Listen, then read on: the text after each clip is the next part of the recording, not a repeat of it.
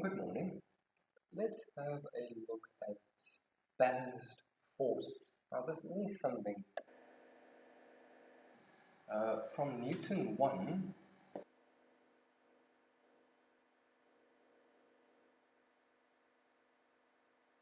is at rest, or our forces are balanced. So simplest example that we've done in the past is if there's an applied force, that was my eraser. That's good. If I have an applied force of 10 Newton, and that's my only force, this object is going to accelerate. And there's going to be an acceleration. That's not balanced. Balance means that yes, there could be motion, or so V is a constant 5 meters per second, for instance. But that also implies that I have to have a force balancing out the 10 Newton to the front, the 10 Newton to the back, and usually this would be due to friction, or we call it a drag force. There's a drag force. So then, remember how we said we can calculate our resultant force? So if the resultant is the sum of forces around my object. What is the sum of my forces? Remember, we're working with forces, so it's a vector.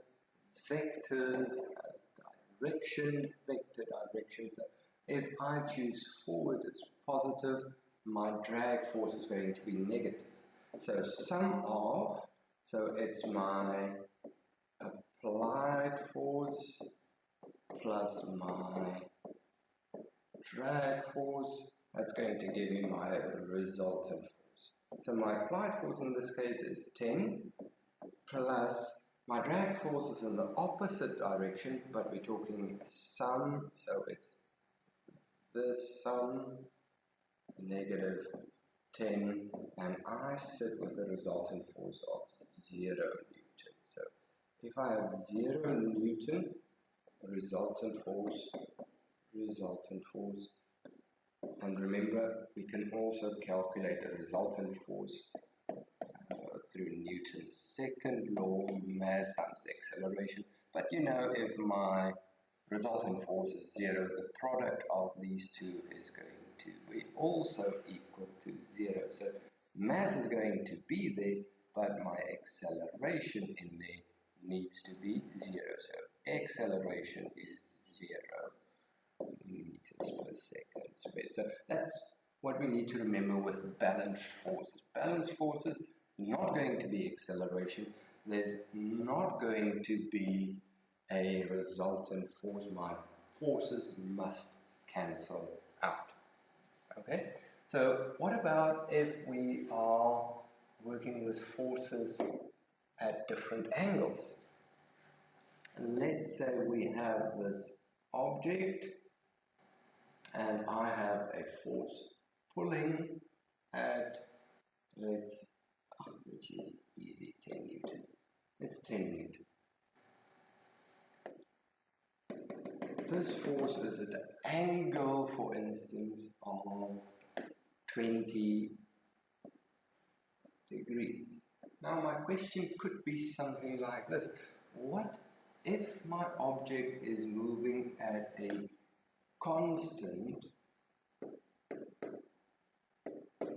velocity of 3 meters per second? What is my drag force?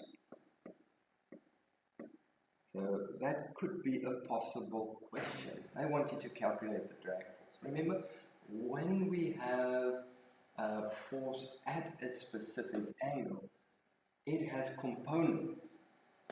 It has an x component and it has a y component. I'm interested in my x component because of this constant velocity that my object is moving at. I know that these two forces, this one and my x component of my applied force, must be the same. So let's say this is my applied force. I hope the yellow is okay. For me it's okay. We'll see now how okay it is. Let's rather go to black. So that's my applied force. I would call this Fx or applied x. How can we calculate that? Remember, we need to use our trigonometry. If I just simplify that triangle, this is my force, my 10 Newton. This is then going to be my F of x, and this is going to be my F of y. This is a 90-degree angle. This is 20 degrees. And now hopefully you can see that you can use your trigonometry. You sit with a 90-degree angle. If I have the adjacent side, or I want the adjacent side, I have my hypotenuse, what can I do? Well, adjacent, always cos, so cos of that specific angle is equal to the adjacent side, so fx over my hypotenuse, which is 10. So now I can calculate f of x, not f of x, sorry, I'm going to confuse you with your mathematical terms. Your x component of your force, cos 20 degrees, and oh dear, now I need my calculator.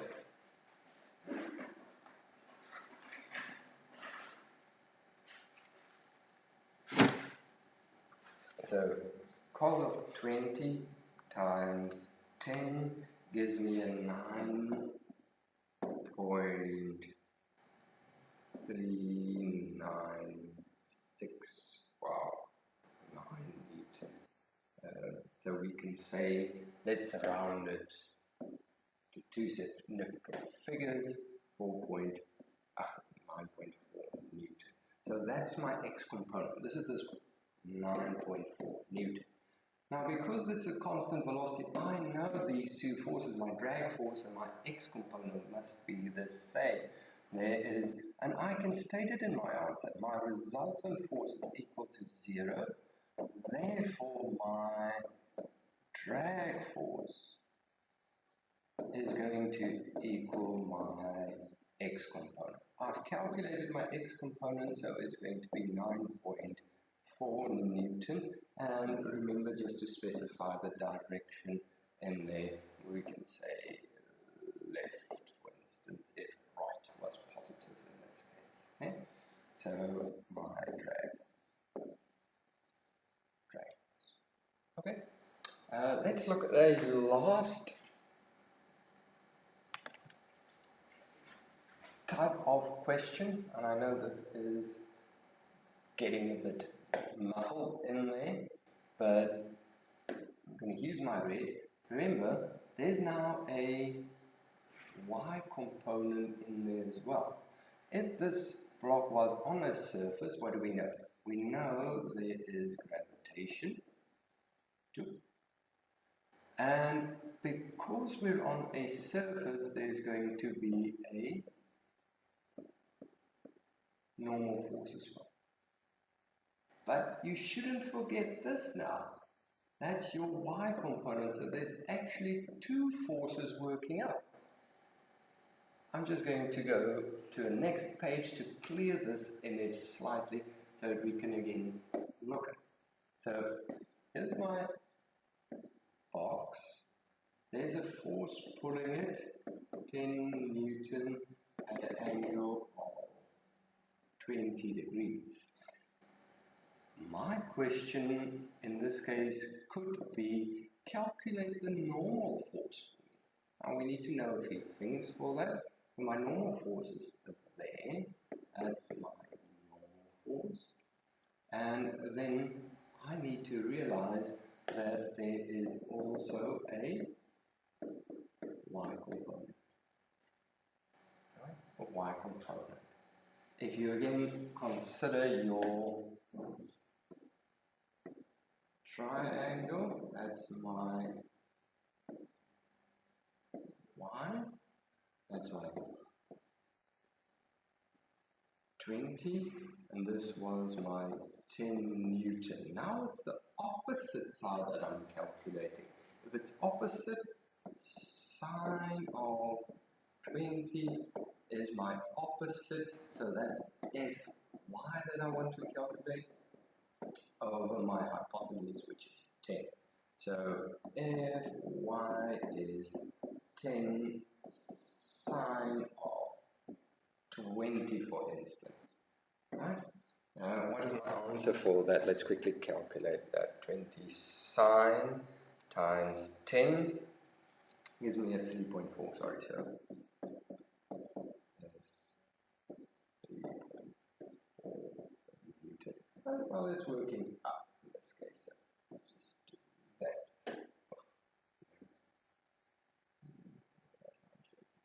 Right, so now we have that. If we were fortunate enough to have, I mean, obviously not fortunate, they must give us the mass of this object. Let's say it was 2 kilograms. Then we can also calculate Fg. Fg equals mass times gravitational acceleration. So 2 times my 9.81, that gives me, what is it, 19.6. 19.62 Newton. Okay, so that's my gravitation. So now I have two forces.